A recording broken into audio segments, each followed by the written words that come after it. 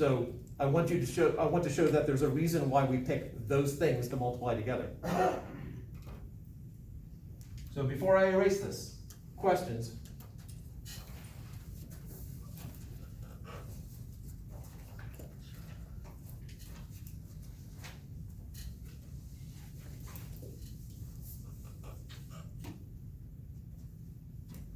I'm going to start out with Newton's third law. While they're touching each other, the force, and I'm going to go for something darker just for posterity. The force on object A from object B is equal to the negative force on B from A. Now, if you can follow along with the math, great. If you can't follow along with the math, just sort of let it flow over you. Don't tune out, because at some point I need you to come back in. They touch each other for the same amount of time, so I'm going to multiply both sides by how long they're touching each other. Times time is equal to the negative force on B from A times time. All right. Newton's second law. What is force equal? Mass times acceleration. I almost heard a unison there. That would have been really cool. Why'd you stop? Or did you just go quiet? I just got quiet. Okay. I think it was right. So this is the mass of A times the acceleration of A times time is equal to the negative mass of B times the acceleration of B times time. So all I've done is the substitution here, Newton's second law, F equals ma. So now we're going to take acceleration and time. What is acceleration times time? Isn't that speed?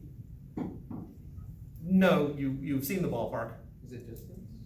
No, you walked away from the ballpark. Velocity? You have now bought your ticket for the ballpark. Average velocity. Oh, no, you're now walking around the outside trying to find the entrance. Instantaneous velocity? You're still looking for the entrance.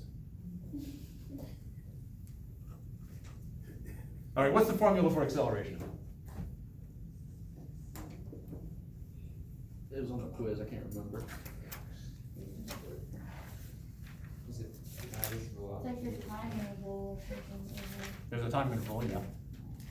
But where does that show up? On the bottom. It's the direction of the time? Is it average velocity? Not average velocity. Distance covered. No, not since covered. Change in velocity, right? Yeah, it's not velocity or average velocity, it's change in velocity. Change in velocity. So, now I've been using t instead of delta t, so I'm just going to make that here. So I have acceleration is the change in velocity over however much time something was going on. So what is acceleration times time?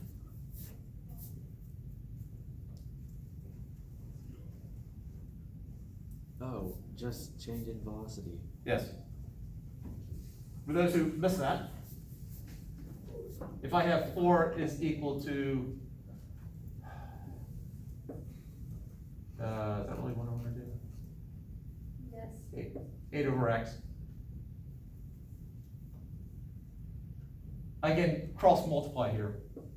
So I get 4x is equal to 8, multiplying across the equal sign like that. Same thing here. Again, I can make anything a fraction just by sticking it over 1. And so acceleration times time is equal to change in velocity times 1, which is change in velocity. So this is just the change in velocity right here. So mass of A times the change in velocity of A is equal to the negative mass of B times the change in velocity of B. And these are vectors here, so let's make sure I put the symbol in there. The fact that we're heading towards momentum and it is a vector, the vector piece of it is important. When we get the energy and work, it's a scalar, so the vector symbol will go away at some point, but not yet, not here.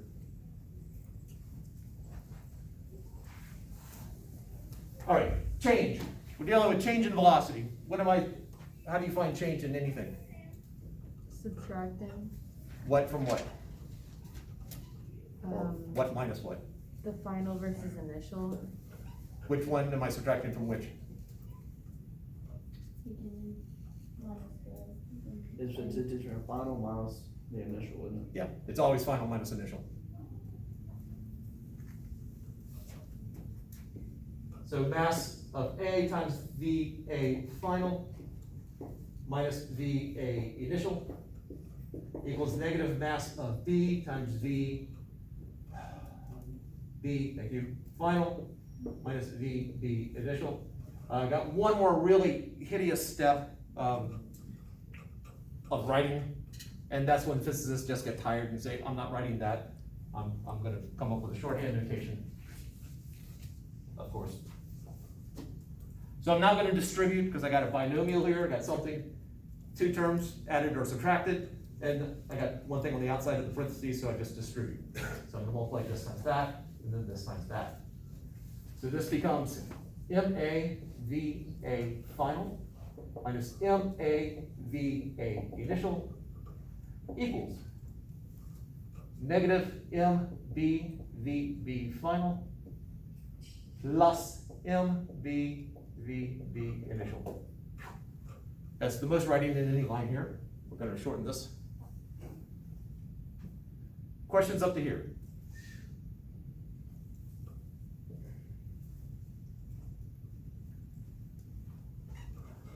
All right.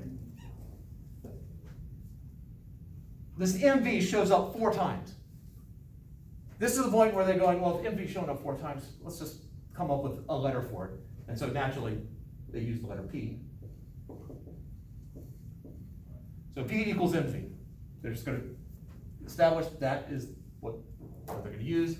And so this just becomes PA final minus PA initial is negative PB final, negative PB final, plus PB initial. Now, it might not look like anything special has just happened other than we're using a letter instead of 2. But the next step is the one which makes physicists' hearts go all aflutter. I'm going to get all the terms that are initial on one side and all the terms that are final on the other. So I got this, I'm going to add PAI to both sides. And I got PBF over here, I got a final term for B on the right-hand side, I'm going to take it over to the left-hand side by adding it to both sides. So all I'm doing is I'm adding PAI and PBF to both sides.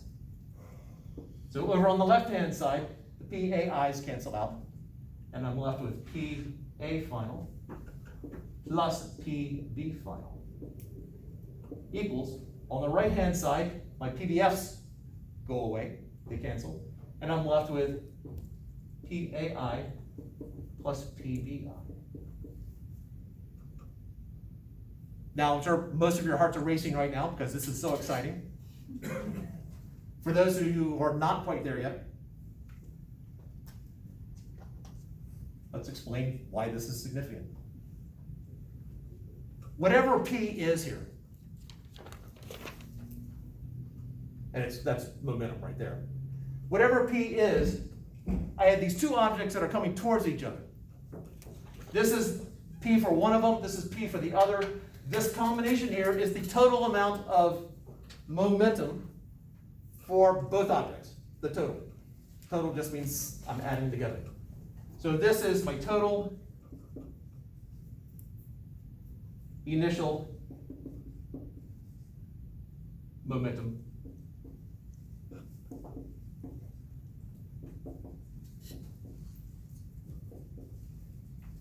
Over here, whatever happens during the collision, don't care about. Now after the collision, I have these 2 objects, and my momentum for A final, my momentum for B final. This right here is my total final momentum.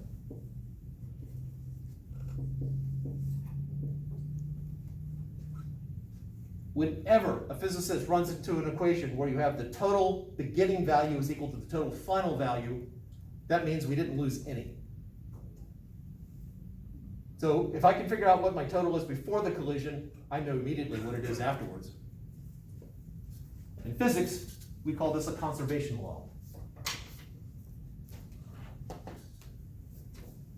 This is just the math form of what is known as conservation of momentum.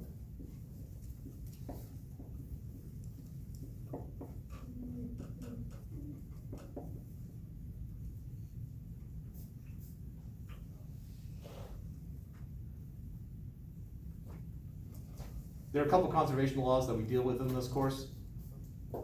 This is one of them.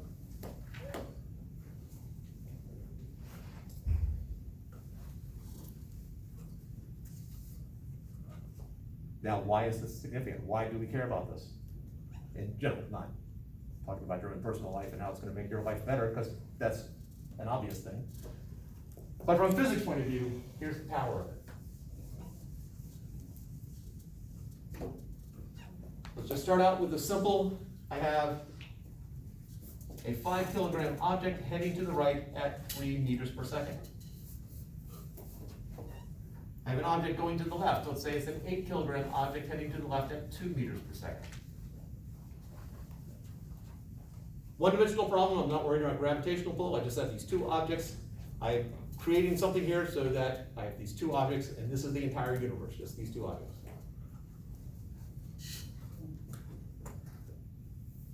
Now, instead of using A and B, I tend to make my subscript equal to something significant to that particular mass. So I'm putting a subscript 5 here, just to indicate it's the 5 kilogram mass. And by this logical thinking, or by this thinking, the other one will end up being the subscript 8. So my momentum of the 5 kilogram mass is the mass times the velocity. Well, that's going to be true of any of these. Mass of the 5 times the velocity of the 5. Initial. So that's 5 kilograms times 3 meters per second, or 15 kilogram meters per second. What's P? Pardon? Momentum is P? Yes. Oh. Why they choose the letter P? I actually have seen a video where somebody said what it is, but I've seen probably more videos where they go, why do they use P? I don't know. Pretty cool. It's from the Latin, I think. I think you can blame Rene Descartes, but Okay. if in doubt, blame Rene Descartes. So.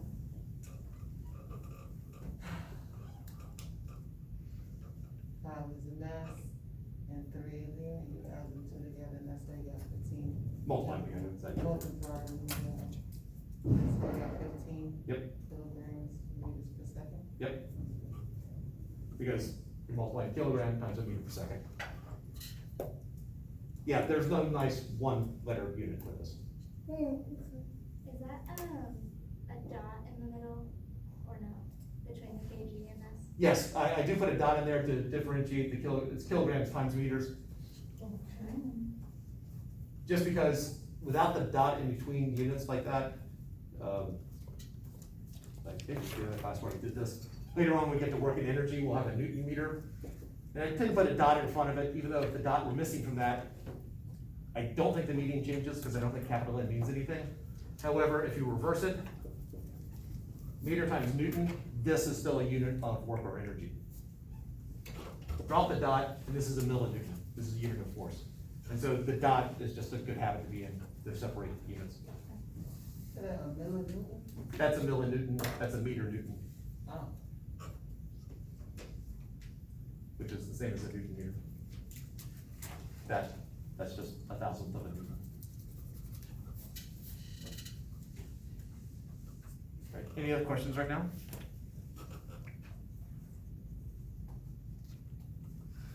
Right. I am gonna state that when I was working through that, I did build in an assumption that I did not state explicitly, and I should have, but I did build it in. Now, I deliberately did not because I'm gonna trip somebody up in the next bit, potentially, because I wanna make a point. And, you know, I'm not trying to embarrass anyone, but there's a common mistake that students make, and I just wanna bring that mistake out into the open and crush the mistake, not the person. So the momentum of the 8 kilogram object is the mass of the 8 kilogram object times the initial velocity of the 8 kilogram object. So what am I multiplying together? 8 times 2. And that was a mistake. Oh, You're close, but the difference between close and what it actually is the point I'm trying to make. because I didn't say, Hunter? -2? Yes. why? When I made this a positive 3, I built in that direction is the positive direction. Oh, Ideally, I would have stated that first, and that would have been a positive 3, but they're going in opposite directions. We need to somehow acknowledge that, because we are dealing with vectors here. Direction matters. And so this would be -2 meters per second. And so now, what is my initial momentum of the 8 kilogram object? Negative 16 kilograms times meters per second. All right.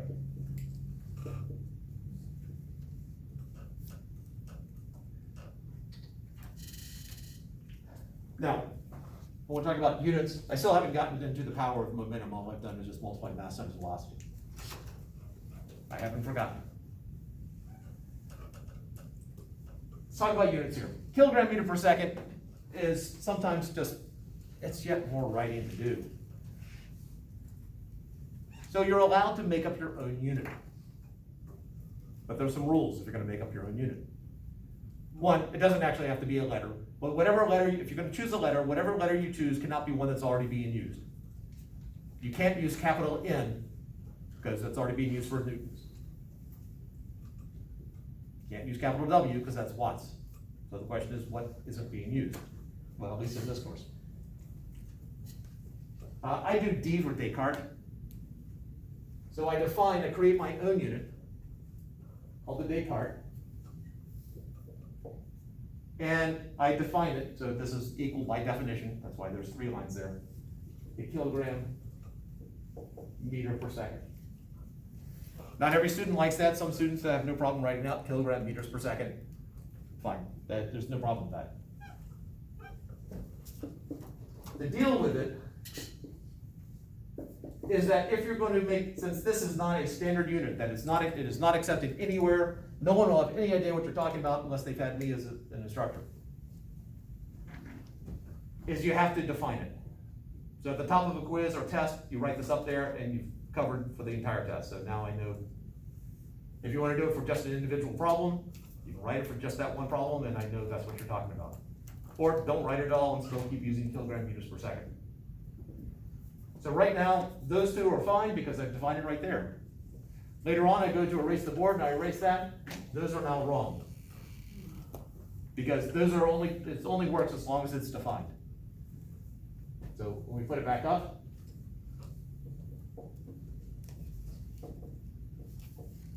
and my apologies, mister, what is this D for? So you're gonna write all of that out? yes. You heard me what I said? You asked if I'm only using it because I don't want to write all that stuff out. Yeah, I don't want to write all that stuff out. Did you see something else I missed?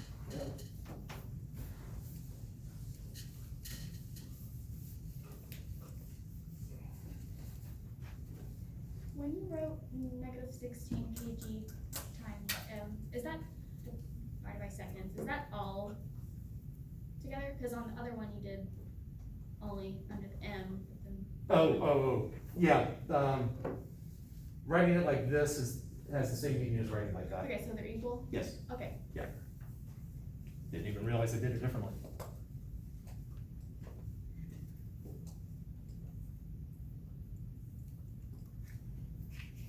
All right, so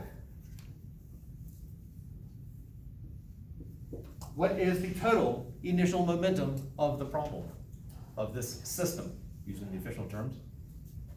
What is the total initial momentum? -1 kilograms per meter squared. Ooh. Or kilograms. D. See how convenient that is? Aren't you glad I did the D? Yeah, thank you very much. The first time you said kilograms per meter, And it's not kilograms per meter, it's just kilogram meters. Something I refer to as Ed's disease. -1 D. There. So when you got that like that, you're supposed to combine the bottom two. Yep, you're just adding up the total for one plus the total for the other. That's the total for the first one, Yeah, that's the total for the second. okay. You know, we have to find the final. What's the total final momentum after they collide?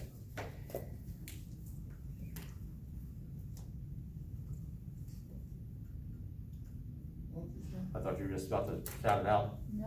What is the total momentum after, they're gonna collide, something's gonna happen, they're gonna hit and either bounce or stick together, it doesn't really matter which one's gonna happen. What is gonna be the total final momentum? -1. So they're both the same. D. That's the power of it. We know what the total momentum afterwards is, Oh, because you got that part. because of conservation of momentum. Oh. So afterwards, so this is before.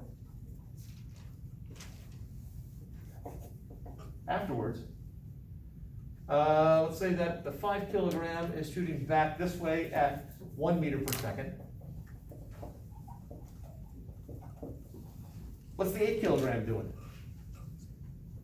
Well, we have the technology, we can figure this out. I know what my sum is gonna be, it's gonna be -1. So let's figure out what is the momentum of this object after the collision.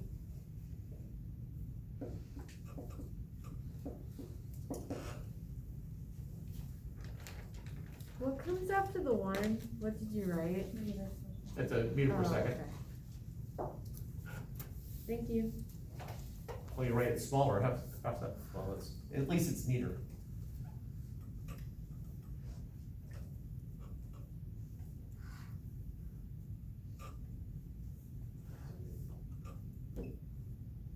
So I don't know how to go about getting this answer. So that would be, this is 5D in it. Close. You missed something crucial. Oh, it's -5 because it's low. Momentum, mass times velocity.